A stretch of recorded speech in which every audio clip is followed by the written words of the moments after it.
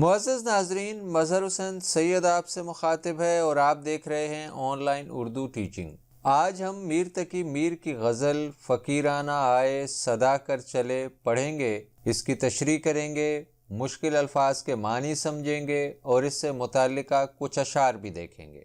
تو آئیے شروع کرتے ہیں۔ غزل کا مطلع دیکھیے۔ فقیرانہ آئے صدا کر چلے، میاں خوش رہو ہم دعا کر چلے۔ مشکل الفاظ کے معنی: فقیرانہ، فقیروں کی طرح، درویشوں کی طرح۔ صدا، آواز۔ میر تقی میر کو خدائے سخن کہا جاتا ہے۔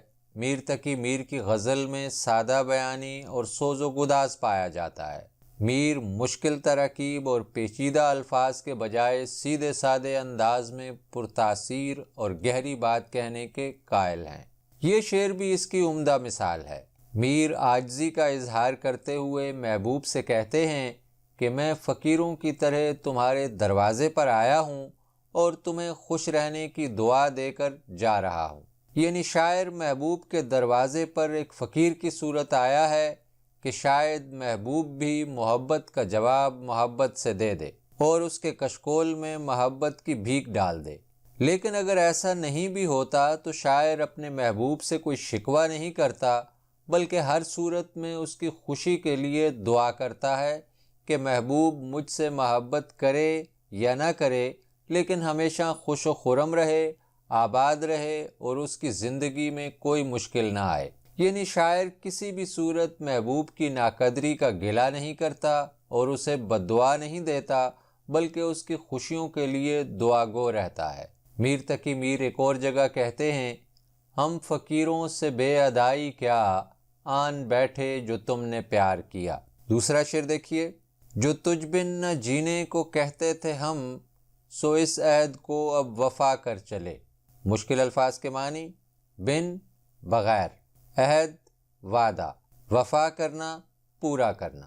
میر تقی میر دلی کیفیات کو نہایت سلیقے سے بیان کرتے ہیں اور ان کے ہاں نازک جذبات کا اظہار انتہائی قرینے سے ہوتا ہے۔ اس شعر میں بھی وہ محبوب سے مخاطب ہو کر کہتے ہیں کہ میں یہ کہا کرتا تھا کہ اگر تم نے محبت میں بے وفائی کی تو میں تمہارے بغیر زندہ نہیں رہوں گا۔ اب وہ وقت آ گیا ہے کہ میں اپنا وعدہ پورا کروں، اس لیے اب میں دنیا سے رخصت ہو رہا ہوں۔ عاشق کی زندگی محبوب سے ملنے اور اس کو حاصل کرنے کی خواہش میں گزرتی ہے۔ اگر اس کا محبوب بے وفائی کرے اور اس کی محبت کا جواب محبت سے نہ دے تو یہ مرحلہ اس کے لیے جان لیوا ہوتا ہے اور اس کا زندہ رہنا دشوار ہو جاتا ہے۔ میر تقی میر نے ایسی ہی صورتحال کو اس شعر میں پیش کیا ہے جہاں عاشق محض محبت کا دعویٰ ہی نہیں کرتا بلکہ محبوب کی بے وفائی کی صورت میں دنیا سے جا کر اپنی محبت کا عملی ثبوت بھی پیش کرتا ہے۔ بقول مرزا غالب کے: یہ نہ تھی ہماری قسمت کہ وصال یار ہوتا، اگر اور جیتے رہتے یہی انتظار ہوتا۔ اگلا شعر دیکھتے ہیں۔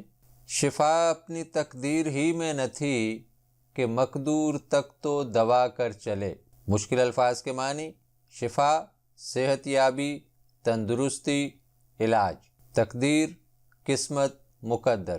مقدور تک، جہاں تک ممکن ہو، استطاعت کے مطابق۔ میر تقی میر کی شاعری میں غم دنیا، غم عشق اور غم ذات کی ملی جلی کیفیات نظر آتی ہیں۔ اس شعر میں وہ غم عشق کو بیان کرتے ہوئے کہتے ہیں کہ عاشق کے دکھوں کا علاج کسی طبیب کے پاس نہیں ہوتا، عاشق کی بیماری کا علاج یہی ہے کہ اس کی محبوب سے ملاقات ہو جائے۔ اگر ایسا نہ ہو سکے تو کوئی طبیب یا حکیم عاشق کا علاج نہیں کر سکتا۔ میر کہتے ہیں کہ جہاں تک ممکن تھا میں نے اپنے غم کا علاج کرنے کی کوشش کی، لیکن کسی صورت بھی میرے غم کا علاج نہیں ہو سکا۔ ہر دوا بے اثر ثابت ہوئی، ایسا لگتا ہے کہ شفا میرے نصیب میں ہی نہیں ہے۔ عاشق کی بیماری کا علاج اس کے علاوہ کوئی اور نہیں ہے کہ اسے محبوب کا وصال میسر آ جائے، یعنی محبوب کے قرب کے بغیر عاشق کبھی چین نہیں پا سکتا اور اس کے دل کو سکون نہیں مل سکتا۔ بقول شاعر: مریض عشق پر رحمت خدا کی، مرض بڑھتا گیا جوں جوں دوا کی۔ اگلا شعر دیکھتے ہیں۔ جبیں سجدہ کرتے ہی کرتے گئی، حق بندگی ہم ادا کر چلے۔ مشکل الفاظ کے معنی: جبیں، ماتھا، پیشانی، بندگی، عبادت، اطاعت۔ میر تقی میر کے اس شعر کو عشق حقیقی اور عشق مجازی دونوں حوالوں سے دیکھا جا سکتا ہے۔ عشق حقیقی کے حوالے سے دیکھیں تو میر کہتے ہیں کہ انسان عبادت کے ذریعے خدا کی نعمتوں کا شکر ادا کرنے کی کوشش کرتا ہے، لیکن خدا کی نعمتیں اور مہربانیاں اتنی ہیں کہ انسان پوری کوشش کے باوجود خدا کی ان انگنت نعمتوں کا شکر ادا نہیں کر سکتا۔ اسی طرح اگر انسان پوری زندگی بھی عبادت کرتا رہے تو خدا کی بندگی کا حق ادا نہیں ہو سکتا۔ یعنی اگر انسان تمام عمر خدا کی عبادت کرنے اور اس کے سامنے سر جھکانے کے بعد یہ سمجھتا ہے کہ میں نے بندگی کا حق ادا کر دیا ہے تو یہ اس کی غلط فہمی ہے۔ یہ مختصر زندگی اس کی انگنت نعمتوں کا شکر ادا کرنے کے لیے ناکافی ہے۔ بقول مرزا غالب، جان دی ہوئی اسی کی تھی، حق تو یہ ہے کہ حق ادا نہ ہوا۔ اگر اس شعر کو عشق مجازی کے حوالے سے لیا جائے تو شاعر اپنے محبوب سے گلہ کرتا ہے کہ میں نے عشق میں تیرے سامنے اپنا سر جھکا دیا تھا اور تمام عمر تیرے کہے پر عمل کرتا رہا، یہاں تک کہ اب مجھے موت آ گئی ہے۔ میں عشق و محبت کے ہر امتحان میں پورا اترا ہوں، لیکن میرے محبوب تم نے محبت کا جواب محبت سے نہیں دیا ہے۔ میں عشق و محبت کے تقاضے نبھاتے نبھاتے دنیا سے گزر گیا، لیکن تم نے میری محبت کی قدر نہیں کی۔ اگلا شعر دیکھتے ہیں۔ نہ دیکھا غم دوستاں شکر ہے، ہمیں داغ اپنا دکھا کر چلے۔ مشکل الفاظ کے معنی: غم دوستاں، دوستوں کے غم، داغ، رنج، دکھ، تکلیف۔ اس شعر میں میر تقی میر اپنی حساس طبیعت بیان کرتے ہیں۔ وہ کہتے ہیں کہ مجھ میں دوستوں کا غم برداشت کرنے کی سخت نہیں تھی۔ خدا کا شکر ہے کہ اس نے مجھے دوستوں کا غم نہیں دکھایا۔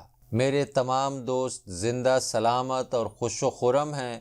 میں ہی مصیبت کا مارا ہوں جس کی زندگی غموں سے بھری ہوئی ہے، اور اب میں ان غموں کے ہاتھوں اس دنیا سے جا رہا ہوں۔ دوستوں نے میرے مسائل اور دکھ دیکھے ہیں، اور اب وہ میری موت کا غم بھی دیکھیں گے۔